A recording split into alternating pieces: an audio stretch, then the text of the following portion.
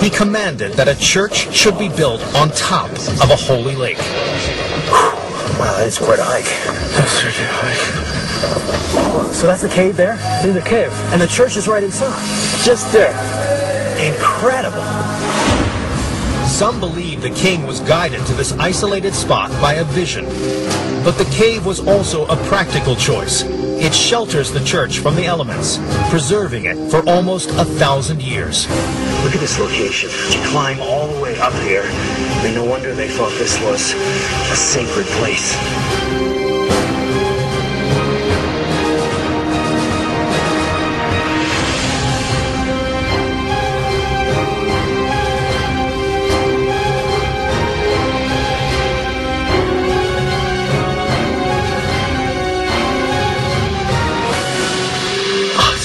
Inside the cave, isn't it? All inside the cave. Incredible. Inside the gated enclosure that covers the mouth of the cave is the church, the king's palace, and a graveyard for thousands of pilgrims who died here. So this building here is the church. Yeah, this is the church. The church was built up in alternating levels of wood and plaster mixed with stone chips, like a layer cake. But today there's no sign of the lake of mystical healing waters that lured pilgrims from hundreds, even thousands of miles away. Unless you know where to look. Oh, there's a door here. If you look at it. Oh, yeah, look at that. Okay, so that's the water underneath. Yeah. This is all wet underneath it here. Yeah. Some believe the original lake was actually swampy ground, and the church foundation a framework of timber or bamboo that evenly distributed the weight of a building above, a technique known as grillage. The groundwater trapped beneath could then be accessed through hatches like this one. So the legend is true. This is really floating on a secret lake. Yeah. So you can Holy see water, if you will. Huh? Of course. Even if this muddy water has no special curative powers, the church itself receives thousands of visitors a year and is still in active use today. So we had to shut down filming temporarily because there's an active service going on right behind this fence here. It's actually a baptism of a young baby born in the village. So we stepped away out of respect. The church itself receives thousands of visitors a year and is still in active use today. So we had to shut down filming temporarily because there's an active service going on right behind this fence here. It's actually a baptism of a young baby born in the village. So we stepped away out of respect.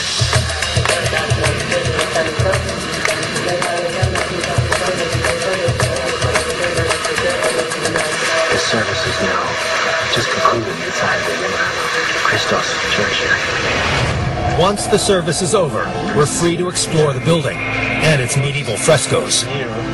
Salam. And he's the one who's in charge. Yes. The church. Look at it. Can I use this flashlight? Please. Oh, it's so elaborate. Beautiful. Look at the ceiling, how nicely made it is. Gorgeous. And also those nicely made carvings. Yes. Look at the fresco there. Oh, I see. Yeah. Biblical symbols and Yes. stories here on the side. Yes. Look at it. Come on, this is incredible. Imagine if you were a pilgrim crossing by foot miles and miles. I mean, thousands of people would come here.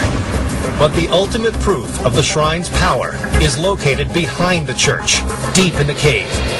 Over the centuries, the old and sick have come here. Perhaps they hoped the waters beneath the church would save them. Or maybe they knew they would never leave this sacred spot.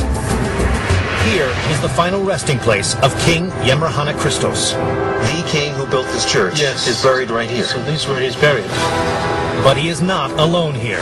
The story goes that people would come and indeed some would be almost at a state of death and would actually stay here and die here in order to die in this legendary sacred space.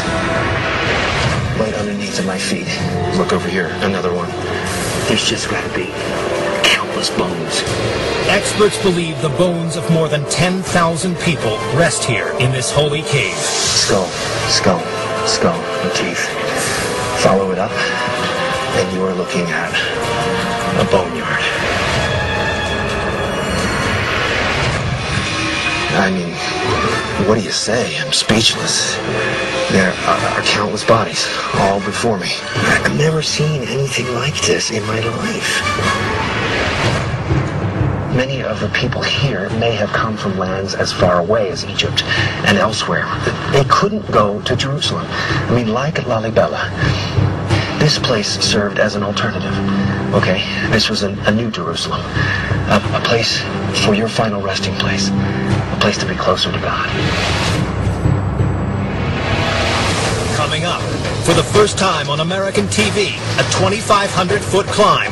This is by far the first major face that we're going up here. To a mountaintop cave. Look at the sheer rock face right here. You fall off that, you are gone. With a mysterious biblical text. This is the oldest language in Ethiopia. Ethiopia is full of surprises. Log on to history.com/cities for exclusive behind-the-scenes videos. Are we approaching our own end? 7 Signs of the Apocalypse, January 5th at 9, part of Armageddon Week on History. My family and I witnessed.